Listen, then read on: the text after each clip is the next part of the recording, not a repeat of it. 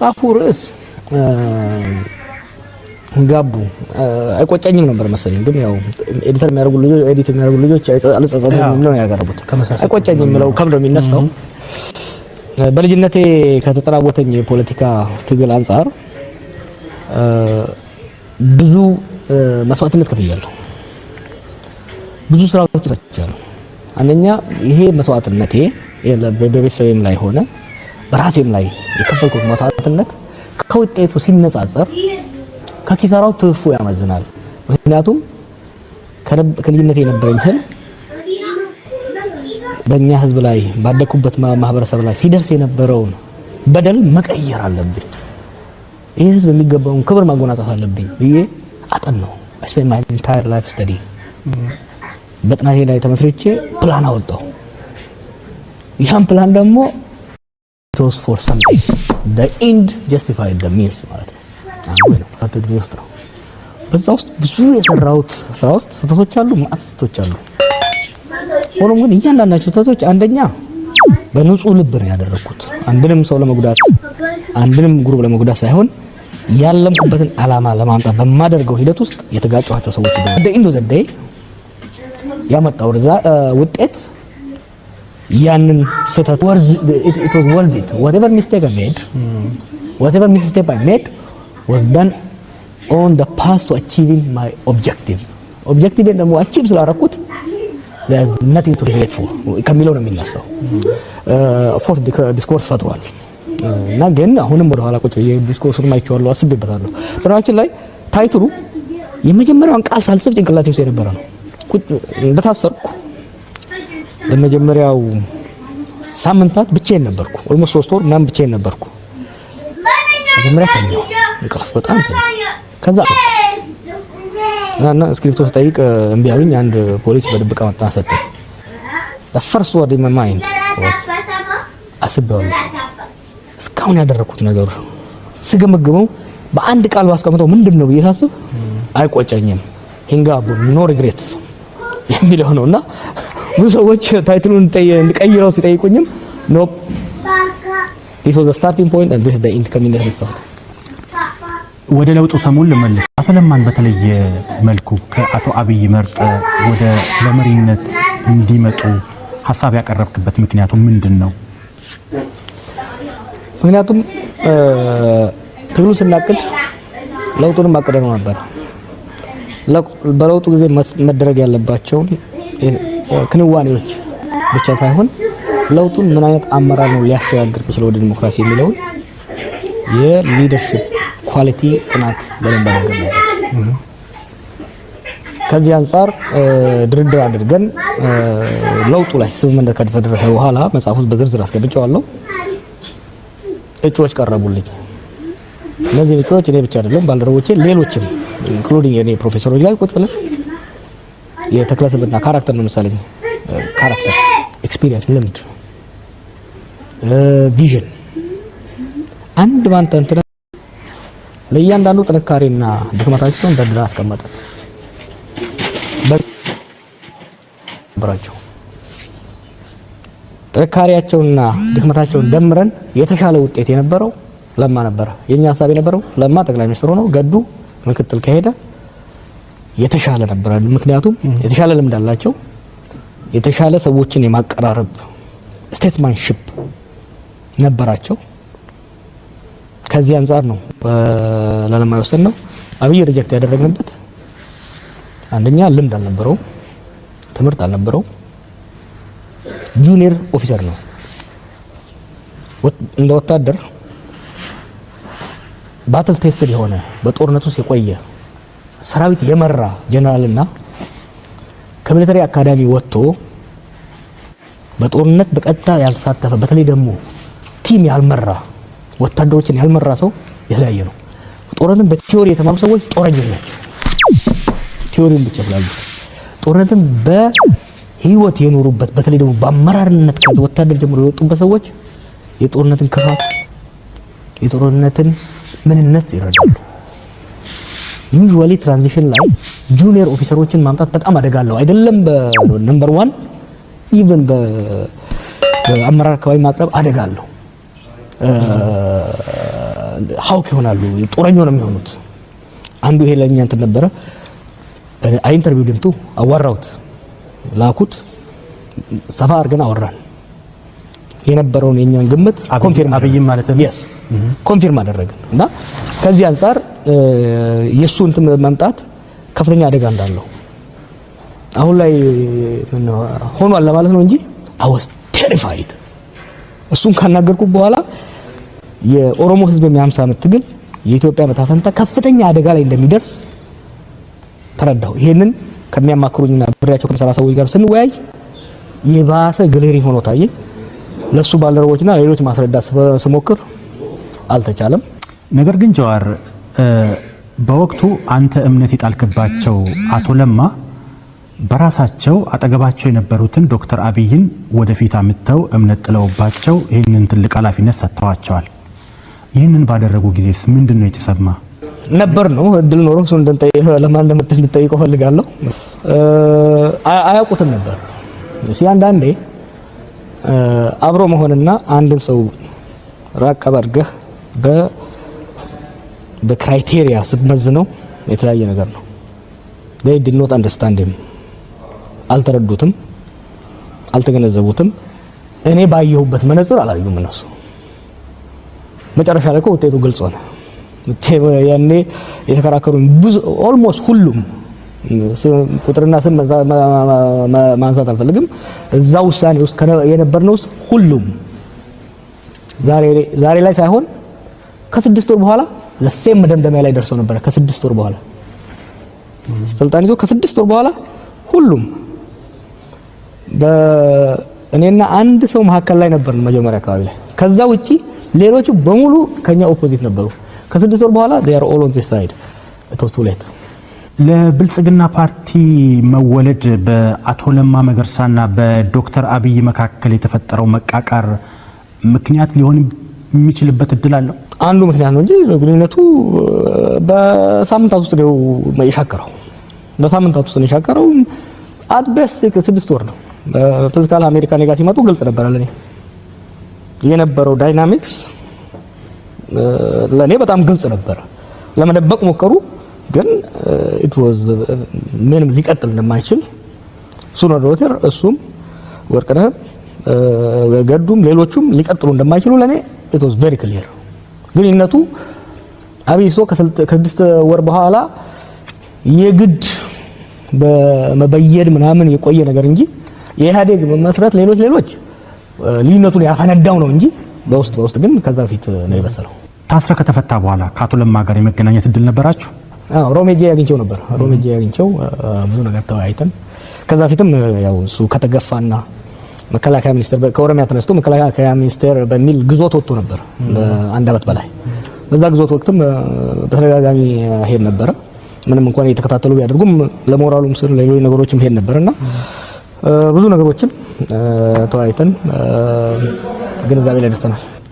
በወቅቱ የለውጡ ሞተር ተብሎ ይታወቁ ከነበሩት ውስጥ ለምሳሌ አቶ ገዱ አንዳርጋቸውን ብንወስድ ከመንግስታዊ ኃላፊነታቸው ከተነሱ በኋላ ውጭ ሀገር ወጥተው የመንግስት ተቃዋሚ ሆኖ ድምጻቸውን ሲያሰሙ ተመልክተናል። አቶ ለማ ግን ስልጣናቸውን ከለቀቁ በኋላ ለረጅም ጊዜ ውጭ ሀገር እየኖሩ ጭምር ድምጻቸውን መስማት አልቻልንም። ያሉበትን ሁኔታ ማወቅ ከባድ ነው። ለዚህ ሁሉ ዝምታቸው ግን ምክንያታቸው ምን ይሆን? ለማ ዝምተኛ ሰው ነው። በጣም ጥሩ ሰው ነው። በጣም ትሁትና ለሀገር የሚያስብ ሰው ነው። ቸግሮን እንጂ እኮ እኔ መናገር አልፈልግም። because it's terrible በጣም ሼምፉል ነው። በተለይ ደግሞ አንድ እንደ ፖለቲካ ፓርትነር ብቻ ሳይሆን እንደ ጓደኛ የምታየው ሰው እንደ ጓደኛ እንደ ለማ አብይን እንደ ፖለቲካ መሪ እንደ ወንድምም እንደ ቤስት ፍሬንድም ነው ቆሞ ፎርዋርድ ያደረገው። ያለ ለማ አብይ አንድ እርምጃ ወደፊት መሄድ አይችልም ነበር። ኢንታየር ያለውን አመራር ማሳመን ይችላል ነበርኛ ከተወሰኑ ሌላ ተቋም ውስጥ ከነበሩት ውጪ ለማ ነው ሊትራሊ ተሸክሞ ያስቀመጠው እዛ። ከዛ በኋላ አብይ ያደረገው በሀገርና በህዝብ ላይ ያደረገው በደል ከየት ጀምረው ነው ዝርዝሩን እሱ ወደፊት ይናገራል ብዬ አስባለሁ። እንደሚመስለኝ he just could not believe it። እሱ ብቻ አይደለም። አሁን ገዱ አገር ቤት እንደገባው ሄጄ ባህር ዳር አግኝቼው ነበር። የነበረው ተስፋ እና ያን የሚለው ምንድነው እባካችሁ ለምን ብላችሁ ተስማሙ ነው ደግፉት አብይን ደግፉት ነበር ሲል ነበር መጨረሻ ላይ ከለማ ጋርም ለማና አብይም ተለያዩ በኋላ ችግሮቹን እያየ ተቃውሞም እያለው ግን በቃ he was really trying እሱ ብቻ አይደለም የተለያዩ ሰዎች ያው ሀገር ስለወጡ ነው እነኚህ ሰው መጣራው አሁንም በሚኒስትር ምናምን የቀጠሉ ሰዎች ችግሩንም እያዩ ግን ከነ ችግሩም ቢሆን ይሄ ሀገር እንዳይፈርስ የባሰ ችግር ውስጥ እንዳንገባ እንደምንም አድርገን እንግፋ ሲሉ ሞከሩ መጨረሻ ላይ they couldn't take it ከዛ በላይ ምንም ማድረግ ስለማይችሉ ገዱም ሌሎቹም የለቀቁ ሄዱና አይደለም ለነሱ ለኔ ራሱ አንዳንዴ it was የነበረውን ተስፋ ማየን ነው 2018 ላይ የነበረውን ተስፋ ያ ሁሉ ተስፋ እኮ nobody knew አብይ ማን እንደሆነ nobody knew አብይ ማን እንደሆነ አብይን እኮ ሰው የደገፈው ለማን አይቶ ነው ገዱን አይቶ ነው ከጎኑ ቆመው ታናሽ ወንድማችን ነው እኛ እናውቀዋለን ይሄ ነው የሚያሻግረን ብለው ከጎኑ ቆሙ አንድ አመት ባልሞላ ጊዜ ውስጥ አገሪቷ ወደ ታሲከት የደረሰባቸው የሞራል ስብራትና ሀፍረት እና አይ ቲንክ ያ ነው ከዝምታ የበለጠ ሌላ መልስ ያገኘው አይመስለኝም በአንድ ወቅት ባደረከው ቃለ ምልልስ ኢትዮጵያ ውስጥ መነጋገር ከተቻለ ችግሮችን መፍታት ቀላል ነው የሚል ሐሳብ ሰጥተህ ነበር እንደሚታወቀው ትግራይ ውስጥ በህዋት መካከል መከፋፈል አለ አማራ ክልል በፋኖ ታጣቂዎችና በመንግስት መካከል ውጊያ እንደቀጠለ ነው ኦሮሚያ ውስጥም በተመሳሳይ በኦሮሞ ነጻነት ሰራዊትና በመንግስት መካከል የሚደረገው ውጊያ እንደዚያው ቀጥሏል በእነዚህ ኃይሎች መካከል የሚደረገው ፍልሚያ ሁሉም ኃይሎች የሚያራምዷቸው ሐሳቦችና ፍላጎቶች ፍጹም የተራራቁ ናቸው እነዚህን የተራራቁ ሐሳቦችና ፍላጎቶች በማቀራረብ ልዩነቶችን መፍታት የሚቻልበት እድል ይኖራል ጠባብም ቢሆን እድል አለ የዚህ ሁሉ ችግሮች የማከሉ ማበድ ነው የሁሉም ፖለቲካ የፖለቲካ ማከል አለ ማከል ስበት አለ the center is no longer holding ምክንያቱም ማከሉ ላይ ያለው ሰው ሀገራዊ እይታ የለውም ፒውርሊ ግለሰባዊ አጀንዳ ነው ይዞ እየሄደ ያለው ይሄ በየቦታው የሰዎች መከፋፈልን የድርጅቶች የህዝቦች መከፋፈልን እንደ አድቫንቴጅ ነው የሚያየው ሀገር የማህበረሰቦች ድምር ነች የአንድ ሀገር ክፍል የአንድ ማህበረሰብ ክፍል ሲከፋፈልና ሲጋጭ ሀገር ነው የሚዳከመው አብይ እንደዛ ያየው አንድ አደጋ እንደተቀረፈለት ነው የሚያየው ለምሳሌ አሁን ትግራይ ውስጥ የሚደረገውን ነገር እንደ ትልቅ አድቫንቴጅ ነው የሚያየው የትግራይ ፖለቲካ መበጥበጥ የኢትዮጵያ አንድ ክንፍ መሰበር መበጥበጥ መዳከም መሆኑን ያየው አንድ ጠላት እንደፈረሰለት እንደተበጣበጠለት ነው የሚያየው this is very important ኢትዮጵያ ሁለት ነገር እየሆነ ነው በጣም ዴንጀረስ የሆነ ለሀገረ መንግስቱ በአንድ ወገን ስልጣን በአንድ ሰው እጅ በጣም በከፍተኛ ኃይል ደረጃ የተከማቸበት ንጉስ ኃይለ ሥላሴ ኪንግ ኢምፐረር ኃይለ ሥላሴ ስዩም እግዚአብሔር ነበር አይደለም አይጠየቅ አይከሰስ የሚለው በሱ እጅ የነበረው concentration of power is not a fraction of the concentration of power in Abiy's hand አንዱ ይሄ መረዳት አስፈላጊ ነው በተቃራኒው ደግሞ ነው መሰለ የሀገረ መንግስቱ አቅም ብሮድካስቲንግ ፓወር የምንለው ምንድነው የሚያጠቃልለው ከሀገሪቷ ክልሎች ውስጥ መልክዓ ምድር ውስጥ ምን ያህሉን ነው ማዕከላዊ መንግስት ተቆጣጥሮ ያለው ወይ መንግስት በአጠቃላይ ተቆጣጥሮ ማለት የሚንቀሳቀስ በአካባቢ ያለው ጸጥታ የመቆጣጠር ታክስ ኢምፖዝ የማድረግ ስቴት ካፓቢሊቲ ነው በጣም ተመናመን ነው አሁን ከሞጆ አልፎ ሞጆ አይደለም ዱካም አልፎ አዲስ አበባ ፊንፊኔ ላይ ተከማችቷል ማለት ነው በዚህች ኮሪደር ልማት በምትደረገው በልጅልጁ በሚሰራው አካባቢ ላይ ያለው የአብይ ፓወር ኢንክሬዲብሊ ሃይ ነው ከዛ ውጪ ግን የስቴቱ ፓወር የለም ፓወር ኢዝ ኮንቴስትድ አሁን አየህ አማራ ክልል ውስጥ የተለያዩ ኃይሎች የአገረ መንግስቱን ፓወር ተከፋፍለውታል ኦሮሚያ ውስጥ የተለያዩ ኃይሎች የአገረ መንግስቱን ፓወር ተከፋፍለውታል ትግራይ ውስጥ ተከፋፍለውታል ትንሽዬ ፓወር ነች ያለችው ያችን ጨምድዶ ይዟታል ይሄ ምን ፈጥሯል ፍራግመንቴሽን በተለያየ አካባቢ ምክንያቱም ናብይ ያልታያቸው ምንድነው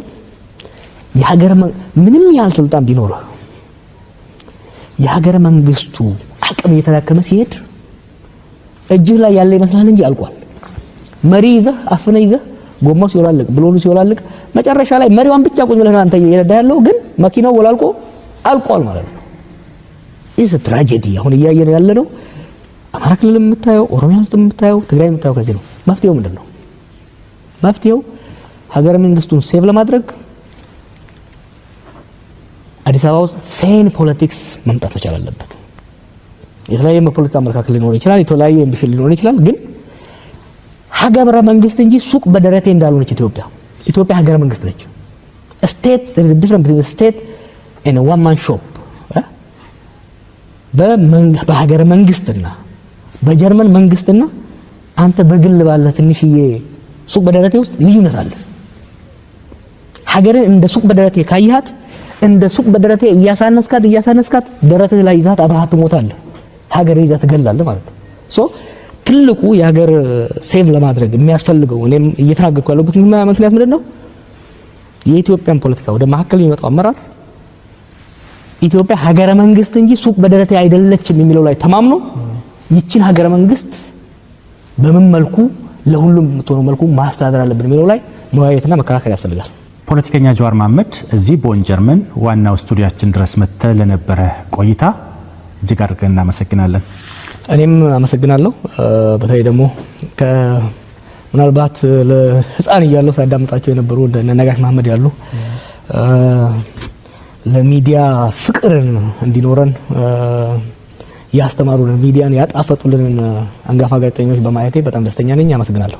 እንግዲህ የዝግጅታችን ተከታታዮች ከፖለቲከኛ ጀዋር መሐመድ ጋር የነበረን ቆይታ ይህንን ይመስል ነበር። ለአብሮነታችሁ ምስጋናችን ትልቅ ነው። ታምራት ዲንሳ ነበርኩኝ። ጤና ይስጥልኝ።